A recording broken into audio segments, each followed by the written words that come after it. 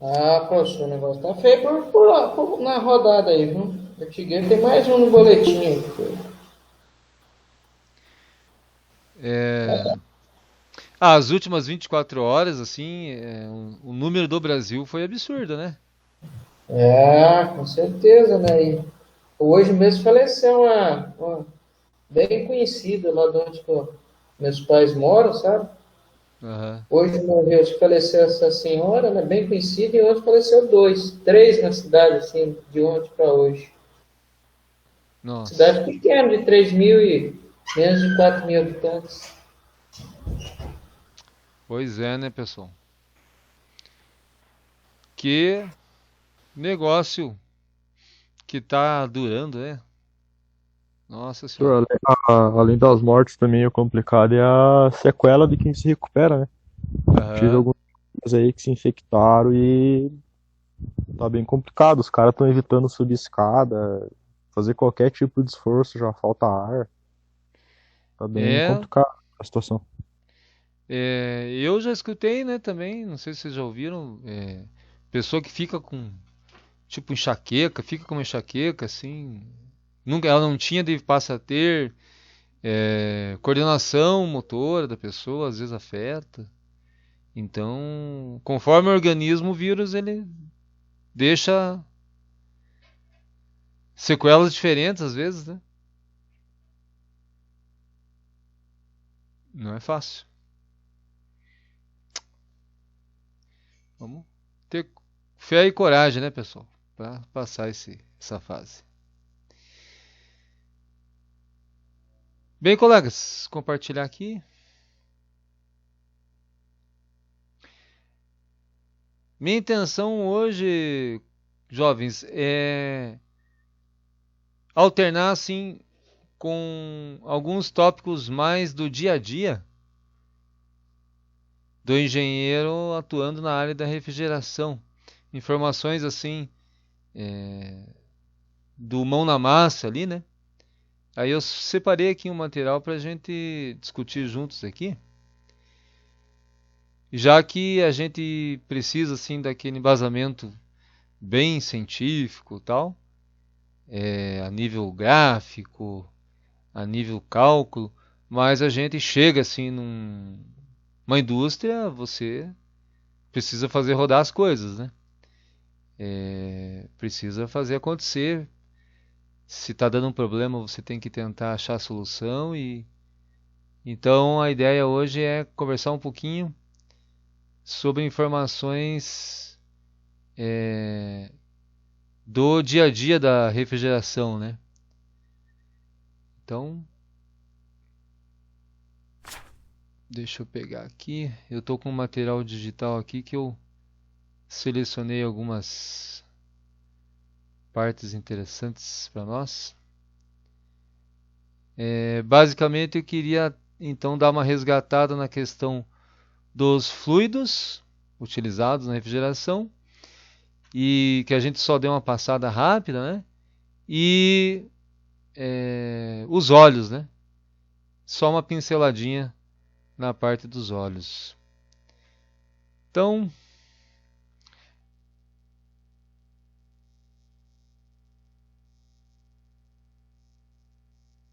no que se refere, pessoal, aos nossos fluidos, né? Eles já estudaram fluidos em outras disciplinas ou não?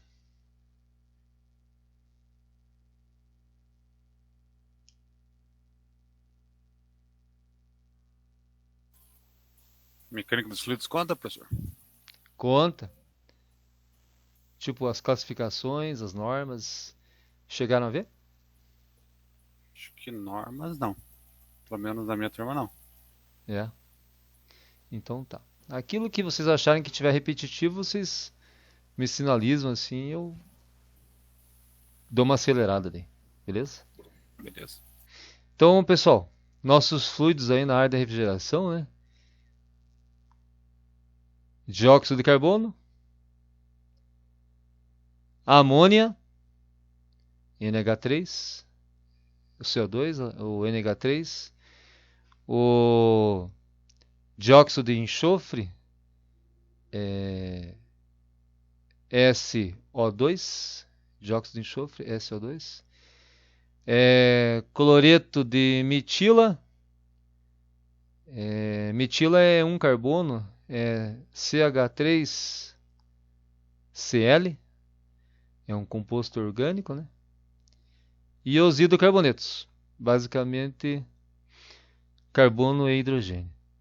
Então, são esses os bam, né? Na área dos fluidos refrigerantes, né?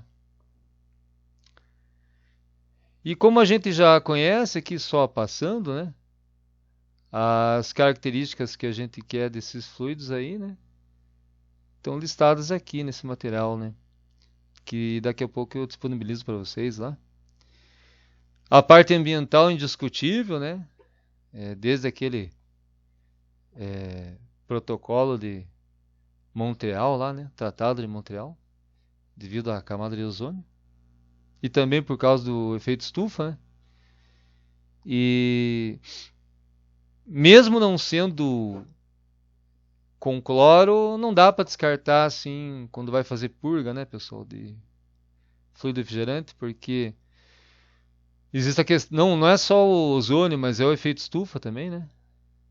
Tudo que você joga na forma de gás que seja a base de carbono vai acabar contribuindo com o efeito estufa.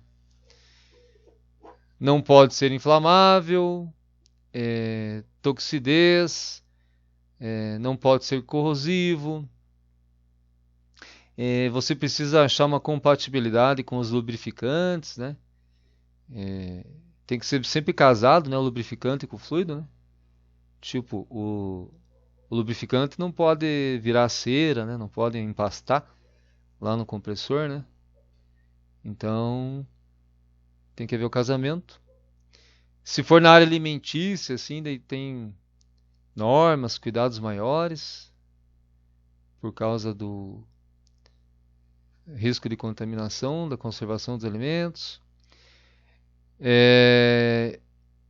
Esses dois aqui, esses três últimos aqui são bem técnicos para nós, né? Condensar com pressões não muito elevadas, né?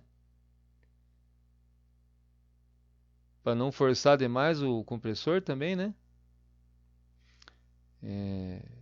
Naquela curva pressão, temperatura lá, você tem que conseguir o estado físico líquido dele sem grande potência, né? E o baixo ponto de ebulição, né? A passagem de líquido para vapor, abaixo de zero, o maior possível, né? Se não dentro do congelador lá, por exemplo, dá problema, né? E calor latente de vaporização é aquele calorias por grama, tipo da água é 80, né? Aproximadamente 80 de gelo para água e de água para vapor é 540 aproximadamente, né? Então, se ele tiver um elevado calor latente, né? Pensando na unidade de medida, né? Calorias por grama,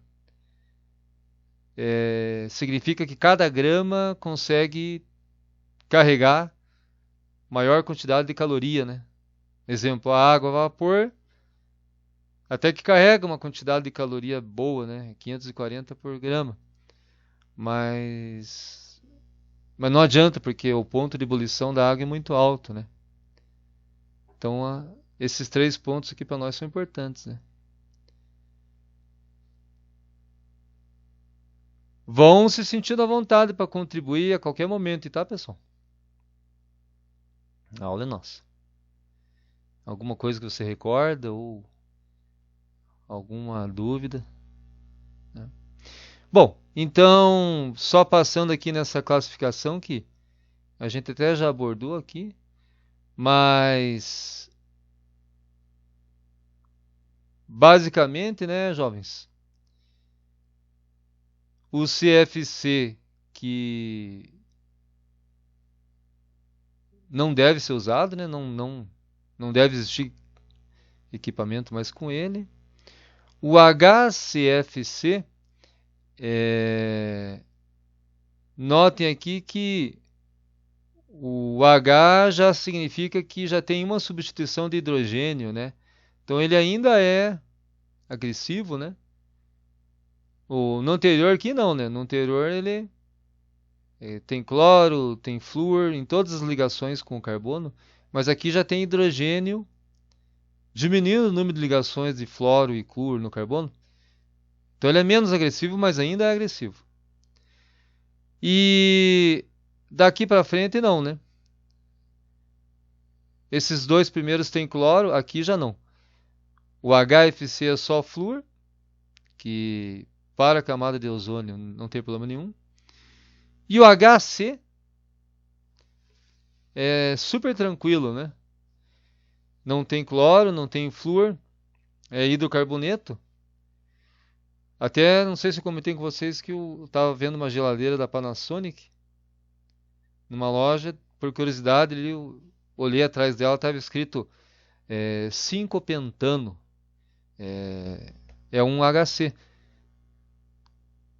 5 átomos de carbono, né?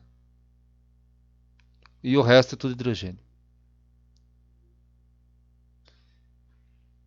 Então tá aqui nossos grupos. Bom, então essa designação aí que nós temos, né? Isso aqui é com o uso que a gente consegue memorizar, né? Porque é bastante código, né? Mas esse R aí é de refrigerante em inglês, né? Claro. Vem dessa norma aqui, americana. Nem vou tentar ler o nome dela, né? Vamos ficar só no número, né? A 34 de 1979, né? Mas é classificando os refrigerantes, né? Então, R00, metano 1 carbono, R100, etano 2 carbonos, R200, propano 3 carbonos, R300, butano, né, 4 carbonos, e essa série 400 são misturas não azeotrópicas. Recordam o que é o azeotrópico, pessoal?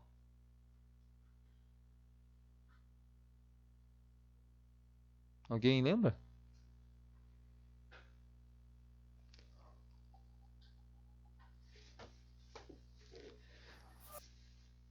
Uma palavrinha mais específica, né?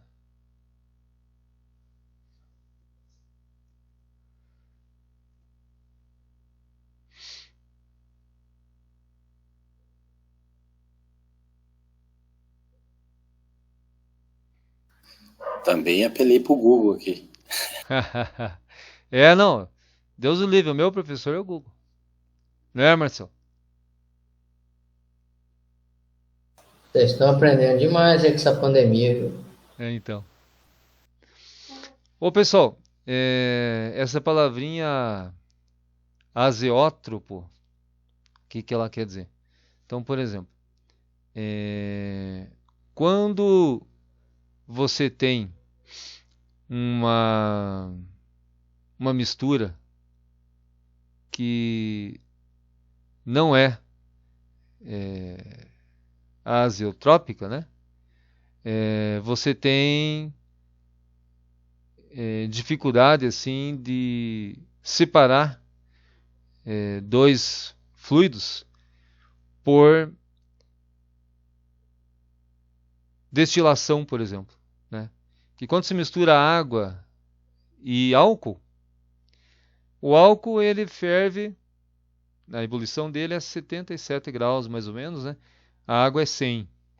Então, se você tiver com uma mistura ali de água e álcool e pôr para aquecer, a temperatura vai subindo até 77 graus. E aí evapora todo o álcool, Só que enquanto está evaporando o álcool, ela fica parada em 77 graus. Quando todo o álcool sai, é um comportamento, né, químico das substâncias. Quando todo o álcool vai embora, ela volta a aquecer até chegar em 100, para de novo e aí a água vai mudar para o estado de vapor, né? Então, uma mistura azeotrópica, que pode ser ideal, pode ser de mínimo, pode ser de máxima, é aquela em que, mesmo sendo duas substâncias diferentes, ele tem um ponto de ebulição único para a mistura, né?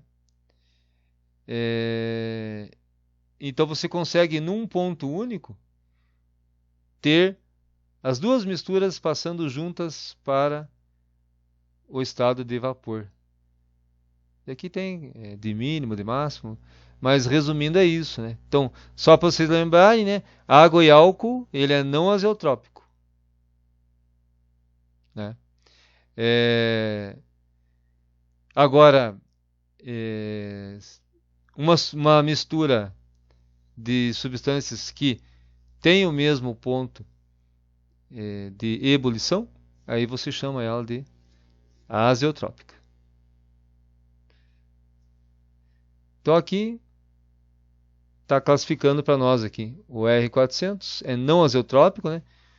Você tem uma mistura assim em termos de ponto de ebulição heterogênea, né?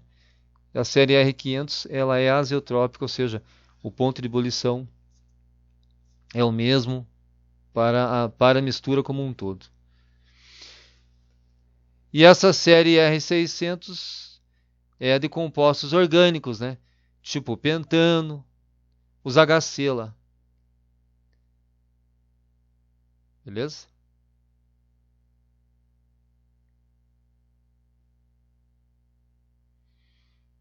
Não tem ninguém precisando entrar? Não, tudo certo. Tranquilo, pessoal. Deixa eu virar aqui.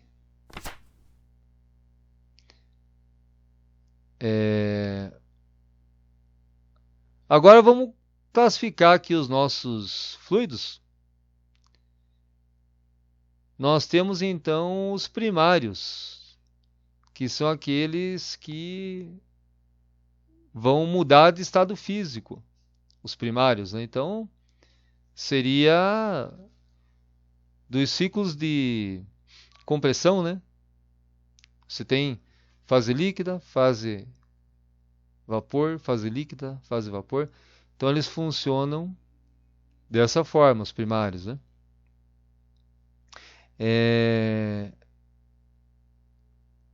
Aí nós temos essas categorias que a gente já citou ali anteriormente. E aqui não tem mais nenhuma informação diferente. São esses aqui que a gente já citou ali agora há pouco. E os nossos fluidos secundários são esses que a gente não vai ter mudança de estado físico dele, né? Ele troca calor, mas sem mudar o estado físico. Então aí vem esses chiller, né? Essas torres que tem nas indústrias, né? Que utiliza-se muito a água, né? Ela vai buscar o calor lá em todas as unidades lá internas e traz para fora e aí joga a água naquela torre de resfriamento. Aí nas indústrias tem muito disso daí, né? Essas torres de resfriamento de água, né?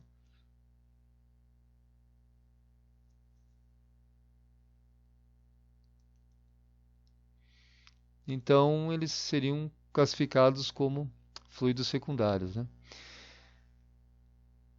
Uma designação conhecido também como salmouras ou anticongelantes, né? Um termo prático deles aí. Então, professor, lá Oi. na fábrica, numa máquina de gasificação que eles já estão construindo, eles vão usar o glicol misturado com água para fazer o. Na verdade, o glicol, essa máquina é importada, eles usam o glicol para não congelar a água, sabe? Nos radiadores, não socadores de calor que vão Ah, tá. aquecer a biomassa. Uhum. Ah, o glicol acho que é um álcool, né? É tipo um álcool. Acho que É. a gente tava falando sobre esse esquema da temperatura e caso tenha vazamento, né? Tipo, a temperatura da máquina vai ser 270 graus. 180, desculpa, 180. Eu Aham. acho que caso tenha um vazamento, vai entrar nessa parte quente. Né? Aí, tipo, iria evaporar, é água glicol, iria evaporar ele. Não sei, ia ficar uma bagunça. Acho que o ponto de ebulição dele é 130 graus. Uhum. Mas que a água, mas ia virar uma bagunça, daí, né? Você tá entrando num sistema de segurança lá bem. Sim, ó, eu abri aqui. Glicol pode ser. O glicol pode ter etileno. Existem. É uma família, né? O glicol pode ser uma mistura de vários, né? Mas o que você falou eu já estou vendo aqui. O ponto de é, ebulição Ah, dele. 197, tá. Não, mas 197 aqui. graus. Mas o que você está usando lá pode ser outro valor mesmo. Porque é uma família, né? Tem vários, né? Entendi. Então vai misturar ele com água. Isso. Entendi. Ele é solúvel em Acho que é água mesmo. anticongelante, mais com o objetivo de não congelar Sim, sim. a água, mas é uma exigência, acho que, do fabricante, sabe? Sendo que aqui nem precisa, né? Normalmente ela Uhum. funciona lá na Suécia, Suíça, os lugares mais frios, né? Aham. Mas olha o que o Wikipedia falou aqui, ó. Ó, largamente utilizado como anticongelante. Anticongelante, isso mesmo. Aí, é isso mesmo. Ele é um álcool, que ele tem esse OH, né? Então, na química orgânica, ele é um álcool. Uhum. Legal, interessante aí, ó. É, Então, no caso, é uma mistura, né? Vai ser uma mistura desse álcool com a água. Interessante. É uma máquina de o que mesmo que você falou? Vai ser de secagem de biomassa. Ah, tá. Ele faz uma pré-secagem da casca da madeira, né? Folha, Uhum. galho, que eles vão que a Clabin tá utilizando, vai utilizar, né, agora, a partir de agora. Porque isso entrava como resíduo, né? Eles colhem a madeira, aí a madeira, o topo da árvore com menos de 10 centímetros ou 100 milímetros, né? Aham. Eles não utilizam, entra como coproduto. E galho, folha, essas coisas. Então eles vão reaproveitar isso aí, 30% disso, né, desse coproduto, e os demais é cavaco mesmo, ou biomassa, que é a casca da árvore. Aí eles secam ela nessa máquina, e depois eles passam por um gasificador que ele aquece a 750 graus, e ele separa as moléculas lá, de hidrogênio, metano e dióxido de carbono. Aí Ah, você usa esse gás como um combustível para queimar no forno de carro, num forno, né, dentro da uhum. fábrica, uma outra planta. Entendi. Substituindo o óleo fóssil, né? Que seria, eles queimavam óleo, DPF, daí vão passar a queimar esse gás. Entendi. E no caso, essa mistura de álcool com glicol, ela vai nessa máquina numa espécie de radiador? É isso? Isso, exatamente. Ah, tá. Ela vai, acho que vai passar também um outro fluido, acho que Uhum. tem Vai fazer a um outro troca esquema de. aqui. Ele vai fazer a troca de temperatura Acho que para circular ali. para segurar. Legal, cara. Interessante a aplicação. Bem, bem interessante mesmo. Legal. Ó, solúvel em água, ponto de ebulição alto, quase 200 graus. Beleza. Joia. Interessante aí a aplicação dele. Beleza. É, Então tá aí, os secundários não mudam o estado físico e fazem troca térmica também em equipamentos de grande porte.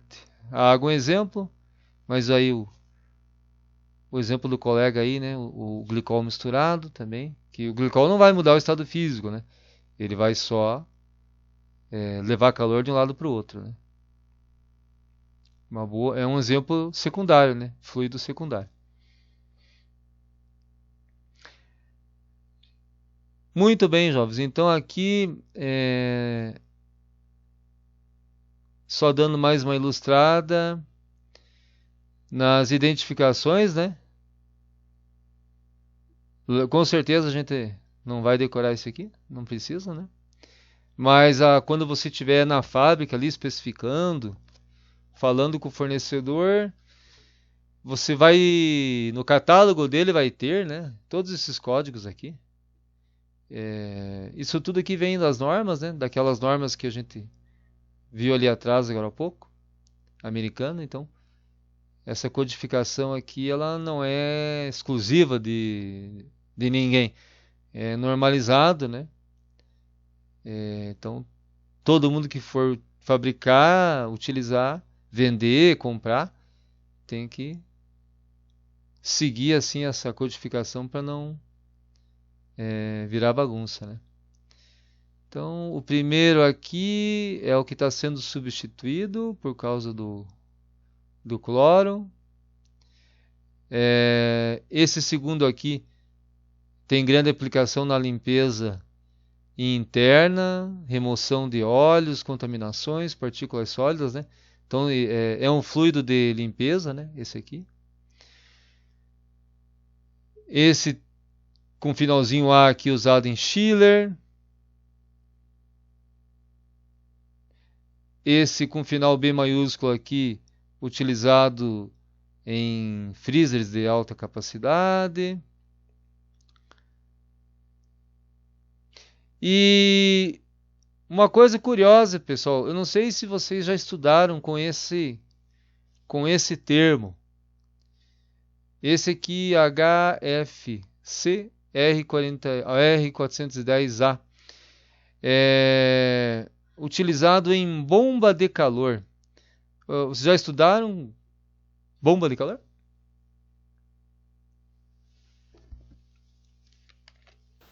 Tô lembrado não, professor. Mas esse R22 parece que a gente já mexeu com ele. Alguns cálculos já. Essa bomba de calor, achei interessante. Eu não acho, não é um termo muito comum, pelo menos para mim, sabe? Não sei para vocês.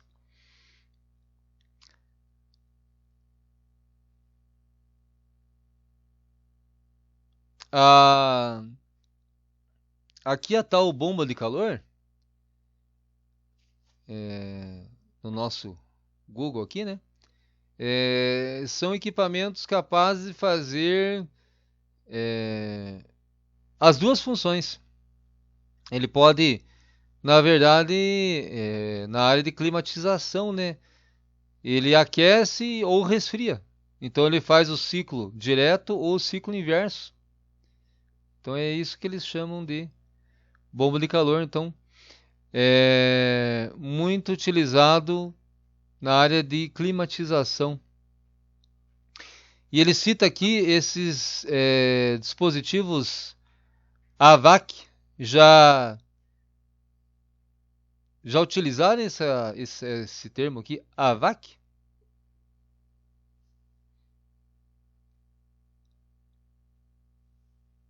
Que é da área de climatização? Eu vi só o outro, essa HVAC. HVAC? HVACR, né? Isso. Exatamente, é esse aí, ó. Essas siglas podem aparecer assim em catálogo, manuais, como você falou aí, ó, /R, R com H na frente, sem H na frente, mas tudo isso tem a ver com aquecimento, ventilação e ar-condicionado. Então, uma unidade de HVAC ou HVAC, ela tem essa função de ventilar, aquecer, resfriar, pode até umidificar ou desidratar. Então é um tudo em um assim, plus, né? Tudo em um plus, master, mega. Você programa e ele, ó, eu quero com tanto de umidade e com tanto de temperatura. Aí ele se vira, né? Ele resfria, ele aquece, ele umidifica, desumidifica, né? Se tiver dentro da possibilidade, né? Que às vezes tem umidades relativas que são incompatíveis, né, com algumas temperaturas, né? Mas o que for possível, estiver dentro da curva que ele consegue, ele faz. Então é bomba de calor. Mas eu comentei aqui porque tem no texto, né? Mas não é muito comum, né? Esse negócio de bomba de calor. Então, beleza. Então aqui as descrições, só algumas observações e as siglas que você precisando das siglas aqui, o fornecedor te ajuda, a norma também te ajuda, né?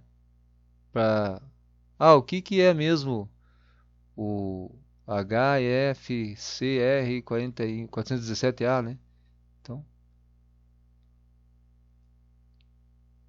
a gente não precisa estar decorando, né? Hidrofluorcarbono? Oi? Hidrofluorcarbono, né? Isso, Da- exatamente. Uhum, esse mesmo. Hidrogênio, flúor e carbono, isso.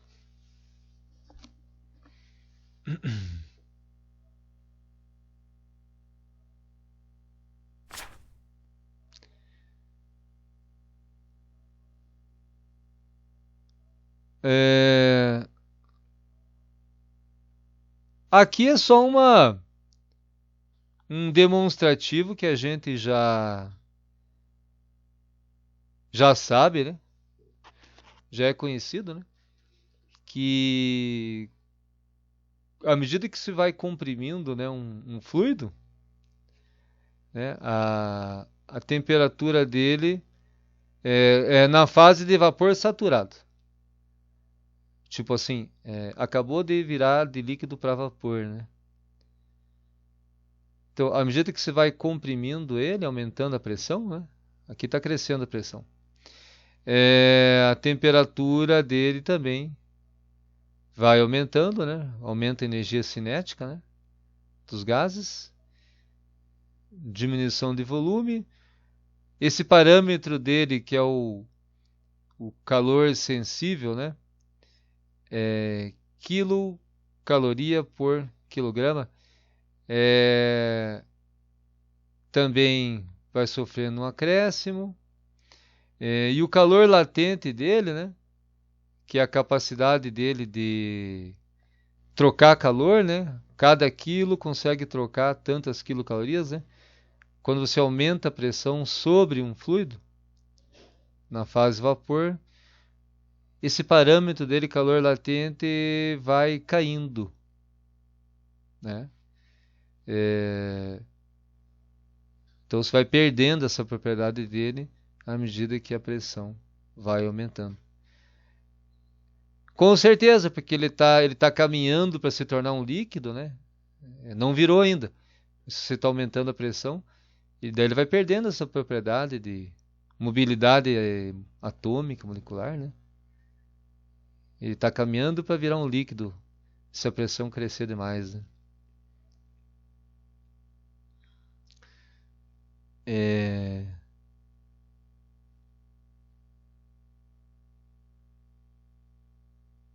Beleza, aqui tá só a continuidade da tabela.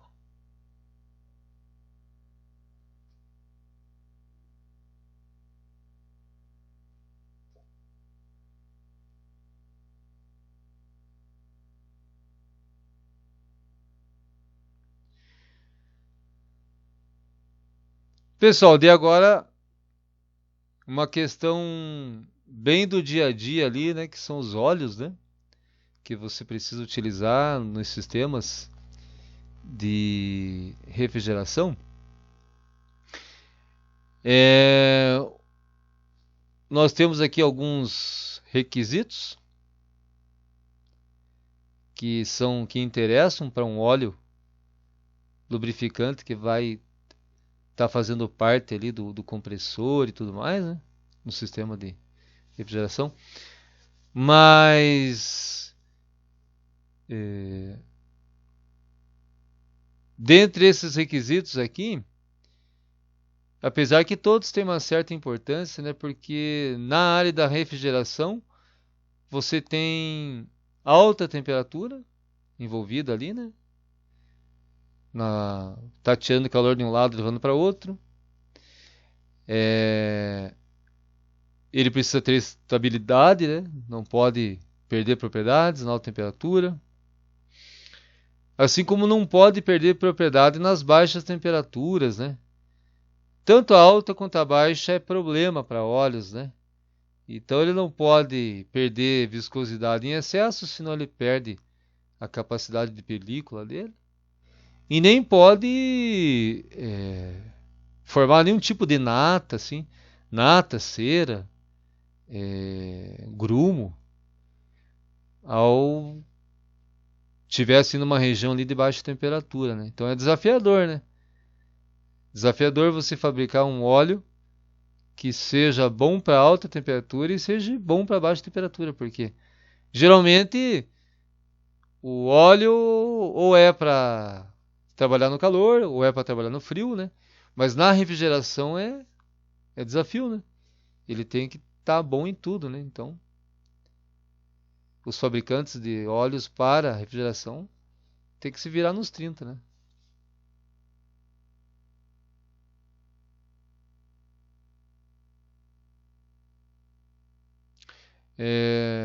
E as contaminações, quando ocorrem, tem que haver a purga, né? Tem que haver a limpeza para não gerar acidez nos lubrificantes e não começar a danificar os equipamentos ali, o compressor, o sistema, né? Então, o óleo de lubrificante ele não pode se tornar um agressor químico, né? Devido à reação, contaminação, né? Principalmente por causa da acidez.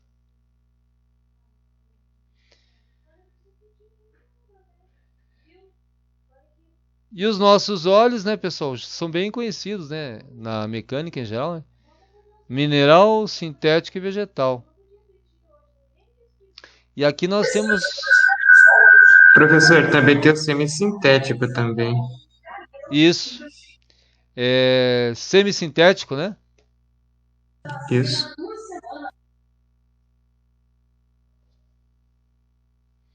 Olha eu aqui.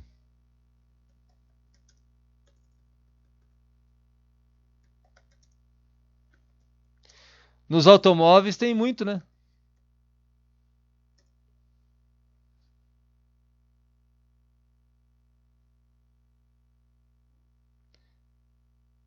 O cara me trouxe preço.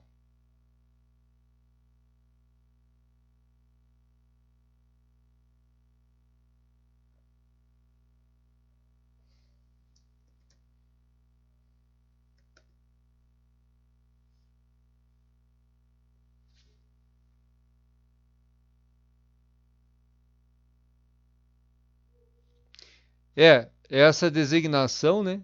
Semissintético, como diz aqui a nossa Texaco aqui, né? Óleo mineral com sintético.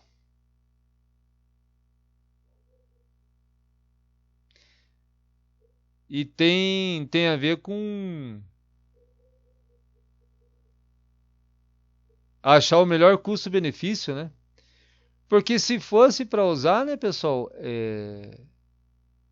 usava tudo sintético, né?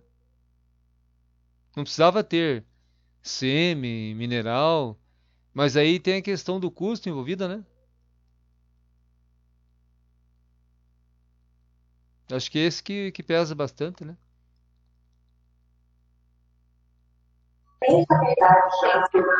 Professor, o que pesa mesmo é porque simplesmente o mineral é mais barato e o sintético é mais caro. E o sintético é melhor, professor. Isso, concordo com você, é isso mesmo. É, E o sintético, ele, como o nome está dizendo, né? Você precisa de um processo artificial para produzir, né? Químico. E já o mineral você até tem processos, mas você extrai ele da natureza, daí faz alguns tratamentos, né? Basicamente é isso, né?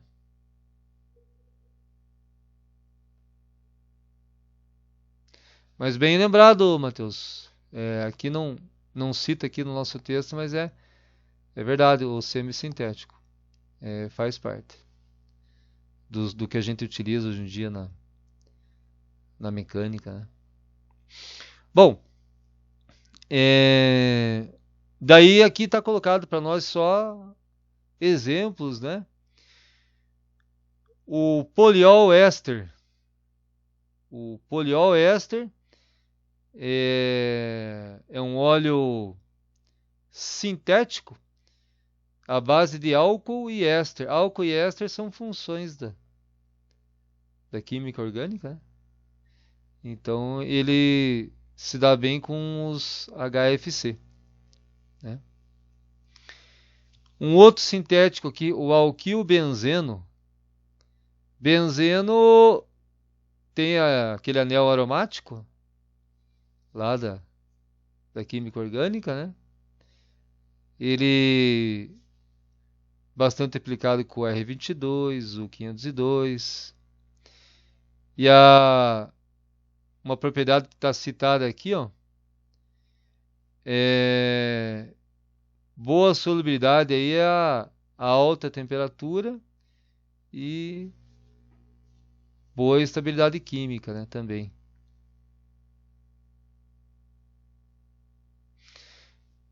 E a questão dos óleos minerais, né, óleos vegetais, eles não têm assim um bom comportamento a baixas temperaturas, né, pessoal?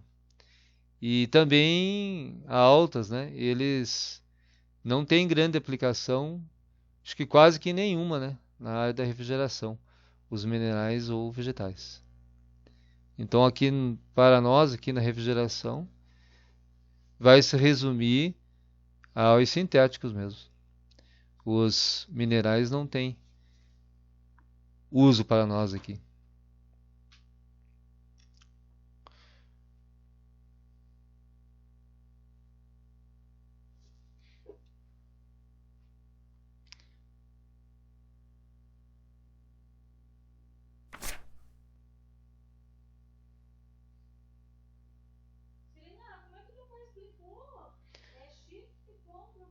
Ó, jovens, algumas normas aí que a gente pode vir a utilizar aí a nível de fábrica, de indústria. Tem essa normativa 37 aqui do IBAMA em relação à área ambiental, porque sempre que tiver refrigeração, você vai ter manutenção, vai ter purga, vai ter limpeza, retrofit. Então, muitas vezes você tem que atender normas ambientais, né? Resolução CONAMA 267 também, a parte ambiental. A CONAMA 340 sobre destinação dos fluidos, né? Então você jogar para o ambiente e nem pensar. E se se estiver contaminado, vai retirar. Tem empresa credenciada para fazer isso, não é qualquer um. A ABNT 15.848, ela é bem 2010, ela é bem ampla, né? Trata da parte de construção, reforma, operação, manutenção do ar de interiores, e a ABNT 16401, instalações de ar-condicionado, centrais e conforto térmico, né, quando envolve refrigeração de ambientes onde tem pessoas, né, principalmente. Então, algumas normas que a gente possa vir a utilizar, né?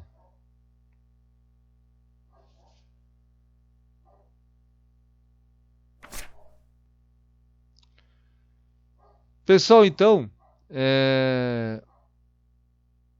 eram esses os conceitos que eu queria hoje ter dado assim uma resgatada, porque a gente passou meio que rapidamente por eles nas primeiras aulas e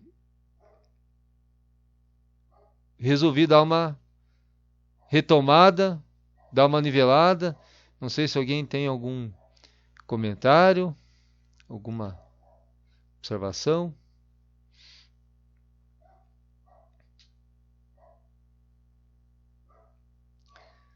Tranquilo? Então, beleza. Esse material que eu mostrei para vocês aqui, daqui a pouquinho está disponível lá para vocês no nosso campus. Não sei quem que conseguiu ele, né? Qualquer coisa eu nego, né? Os direitos autorais aí. Mas vai estar disponível para vocês daqui a pouquinho lá. E uma atividadezinha também aí para 7 dias de prazo. Tranquilo, professor. Beleza? Beleza. Pessoal, boa semana para todos aí. Obrigado pela presença, participação, pelas dicas aí. Os comentários de vocês enriquecem bastante as nossas aulas aí. Vocês estão na linha de frente aí da coisa. Então, muito obrigado aí. Bom, professor. Vamos registrar um Já presente registrei. aí, né? Isso, gravar aí um presente para nós no chat aí, fazendo favor.